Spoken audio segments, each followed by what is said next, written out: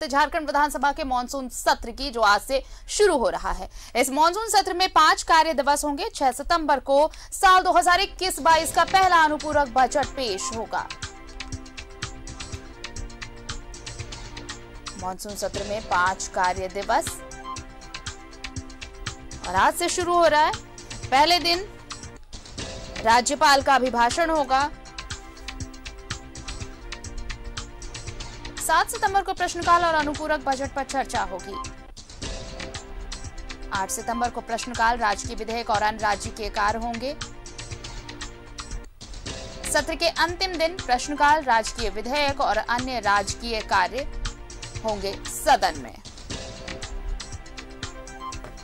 तो आज से झारखंड विधानसभा का मानसून सत्र शुरू हो रहा है और इस बार मानसून सत्र में 5 कार्य दिवस। 6 सितंबर को प्रश्नकाल, मुख्यमंत्री प्रश्नकाल और अनुपूरक बजट पेश किया जाएगा। 7 सितंबर को प्रश्नकाल और अनुपूरक बजट पर चर्चा होगी। 8 सितंबर को प्रश्नकाल, राजकीय विधेयक और अन्य राजकीय कार्य होंगे। वहीं 9 सितंबर यानी सत्र के अंतिम दिन प्रश्नकाल, राजकीय विधेयक होंगे।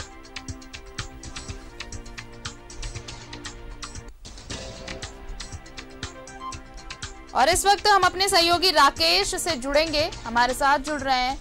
मानसून सत्र को लेकर ज्यादा बातचीत के लिए सीधे रुख करते हैं अपने सहयोगी राकेश का। राकेश, आज से मानसून सत्र की शुरुआत हो रही है और कल दिन भर की गहमागहमी हमने देखी। दोनों तरफ से किस तरह से रणनीति तैयार की गई है, चाहे विपक्ष की कहें जो सरकार को घेरने की तैयारी के मूड में है, चाहे सत्ता पक्ष जो हर मोर्चे पर विपक्ष को जवाब देने के लिए तैयार है। बिल्कुल, देखिए एक तो गहमा गहमी रहेगी ही, क्योंकि मानसून सत्र आज से उसकी शुरुआत हो रही है और जिस तरीके से विपक्ष के तेवर हैं, खासतौर पर अगर आप प्रमुख विपक्षी दल बीजेपी की बात करें और कल जो बैठक हुई और उससे जो चीजें निकल कर आई है, तो कहीं ना कहीं तस्वीर जो है वो विधानसभा की साफ नजर आने वाली है। गर्माहट आपको नजर आएगा और उसकी शुरुआत अब से थोड़ी देर के बाद आरती जो है वो हाउस के बाहर नजर आएगा। बीजेपी प्रोटेस्ट की तैयारी में है। खासतौर पर राज्य सरकार की जो नियोजन नीति है उसको लेकर बीजेपी में खासा नाराजगी है। बीजेपी को लगता है कि इसमें कई खामियां है, कई त्रुटियां हैं जिसको सरकार को बदलने की जरूरत है। उस मुद्दे पर बीजेपी बेहद आक्रामक तरीके से हाउस के अंदर कह ले या हाउस के बाहर कह ले राज्य सरकार के खिलाफ प्रोटेस्ट करने जा रही है। और अभी थोड़ी देर के बाद बाहर की जो तस्वीर होगी वो भी हम न्यूज़ 11 के दर्शकों को दिखाएंगे कि कैसे बीजेपी के जो विधायक हैं उनके आने का सिलसिला शुरू हो चुका है, तो प्रोटेस्ट की तैयारी की जा रही है। इसके अलावा लॉ एंड ऑर्डर का मसला है, भाषा का जो विवाद है नियोजन नीति में, जो हिंदी की बात है या फिर भोजपुरी की बात है, अंगिका की बात है, उसे क्षेत्रीय भाषा की सूची में शामिल नहीं किया गया है, तो उस पर भी कहीं ना कहीं रोष है। और ये रोष सिर्फ बीजेपी की तरफ से नहीं है। आपको भी पता है कि सत्ताधारी दल के भी कई विधायक हैं जो इस बात को लेकर लगातार मुखर रहे हैं कि इन भाषाओं को भी क्षेत्रीय भाषा की सूची में शामिल करना चाहिए। सरकार के कई मंत्री भी खुलकर इस बात को कह चुके हैं, मुख्यमंत्री को पत्र लिख चुके हैं।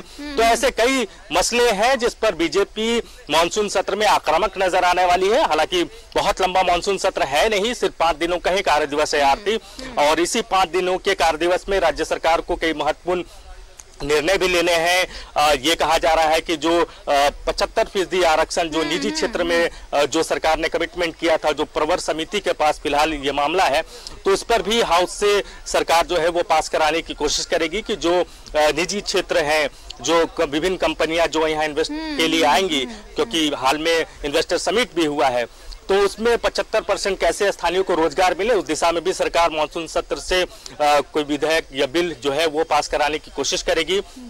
दूसरा जो महत्वपूर्ण जातीय जनगणना, जिस पर कल भी बैठक में जो यूपीए की बैठक हुई उसमें चर्चा हुई थी कि जो जातीय जनगणना है उसका एक प्रस्ताव हाउस से केंद्र को भेजा जाएगा। एक कॉन्सेंस बनाने की कोशिश की जाएगी हाउस के अंदर तमाम दलों के बीच। हालांकि बीजेपी जातीय जनगणना के पक्ष में है नहीं, इसके बावजूद जो सत्ताधारी दल हैं उनके बीच आजसू की तरफ से हालांकि ये जरूर कहा जा रहा है वो जातीय जनगणना के पक्ष में है।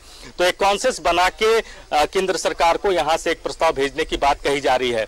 तो कुल मिलाकर नजर है आज कंसेंट बनाने की कोशिश जरूर होगी। जिस तरह से कल सुदेश महतो ने कहा राकेश की जितने भी एमएलए हैं सभी से इस पर राय ली जाए और उसके बाद केंद्र को भेजा जाए, वो अलग है। लेकिन अगर आज सदन की बात देखें तो जैसे राज्यपाल का अभिभाषण होगा, लेकिन नेता प्रतिपक्ष का मुद्दा जो है बीजेपी के पास वो सबसे ज्यादा, आपने पिछले सत्र में भी हमने देखा कि नेता प्रतिपक्ष के मुद्दे को लेकर कैसे हो हंगामा होता रहा, चाहे सदन के बाहर हो या अंदर हो। लेकिन इस बार पूरे मूड में बीजेपी नेता प्रतिपक्ष के मसले को लेकर। नहीं, बिल्कुल देखिए, हर बार आपने अगर बजट सत्र को देखा होगा आरती, तो उस वक्त भी बीजेपी लगातार इस बात को लेकर प्रोटेस्ट कर रही थी कि बाबूलाल मरांडी को नेता प्रतिपक्ष की मान्यता सदन जो है वो दे, स्पीकर दे। और इस ये जो बात है, जो बीजेपी की ये जो मांग है वो इस बार भी कायम रहेगा। इसको लेकर भी बीजेपी प्रोटेस्ट करेगी, हाउस के अंदर भी करेगी, हाउस के बाहर भी करेगी। तो जब तक, और आपने देखा होगा कि इसी मसले को लेकर जब भी स्पीकर के तरफ से हाउस से पहले जब संयुक्त बैठक बुलाई जाती है और पार्टी मीट जब होता है, तो उसमें बीजेपी नदारत रहती है, बीजेपी उस बैठक से अपने आप को दरकिनार करती है। कल भी जब ऑल पार्टी मीट बुलाई गई थी स्पीकर के तरफ से विधानसभा को सुचारू रूप से चलाने के लिए, क्योंकि विपक्ष की भूमिका अहम होती है, तो प्रमुख विपक्षी दल के नाते बीजेपी उस बैठक से नदारत रही। मसला सिर्फ वही है कि बाबूलाल को जब तक नेता प्रतिपक्ष का दर्जा नहीं मिल जाता है, बीजेपी ऐसी किसी बैठक में शामिल नहीं होगी।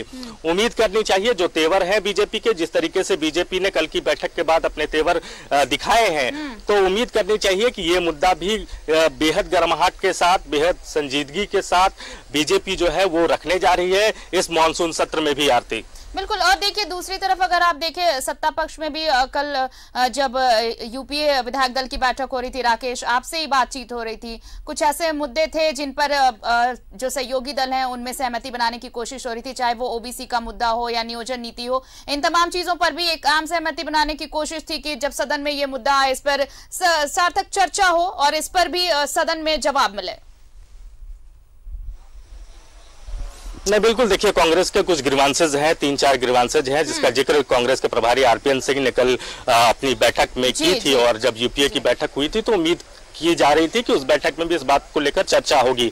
एक तो ओबीसी आरक्षण का मुद्दा है, जो कि कांग्रेस के मैनिफेस्टो में भी था, हालांकि इसका जिक्र झारखंड मुक्ति मोर्चा के संकल्प पत्र में भी था कि जब सरकार आएगी तो ओबीसी विधायक पहुंचने लगे हैं, सदन का वक्त अब शुरू होने वाला, कार्यवाही शुरू होने वाली है, तो हम चाहेंगे कि आप वहां की तस्वीरें अब दिखाएं। फिलहाल बहुत शुक्रिया हमारे साथ जुड़ने के लिए, हम वो तस्वीरें अपने दर्शकों को दिखाएंगे। देखिए अब बहुत कम वक्त बचा है, थोड़ी देर में यह कार्यवाही शुरू होगी।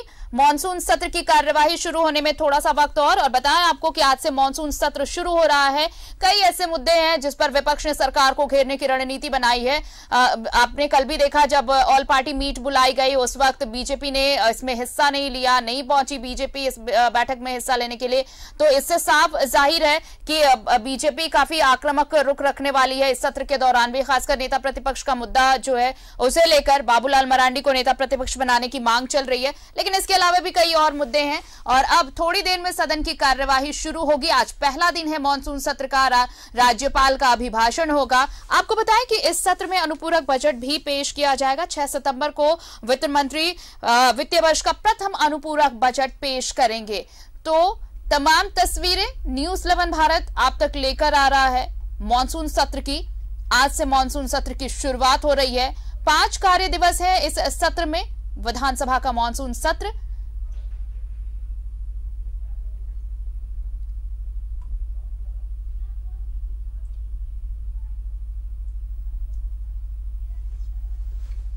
झारखंड विधानसभा का मॉनसून सत्र आज से, और इस सत्र में 5 कार्य दिवस